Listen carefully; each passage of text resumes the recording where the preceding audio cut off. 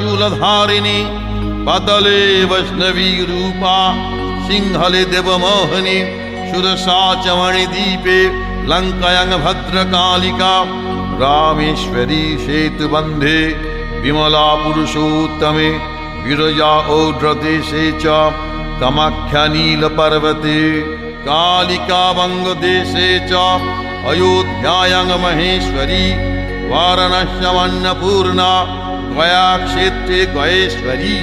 कुरुक्षेत्रे भद्रकाली ब्रजे कात्यायनी परा द्वारकायां महामाया मथुरायां महेश्वरी सुधातं सर्वभूतानां बेलात्वं सागरस्य च नवमी शुक्लपक्षस्य कृष्णस्य एकादशी परा दक्षस्य दुहिता देवी दक्ष यज्ञ विनाशिनी रामस्य जनकी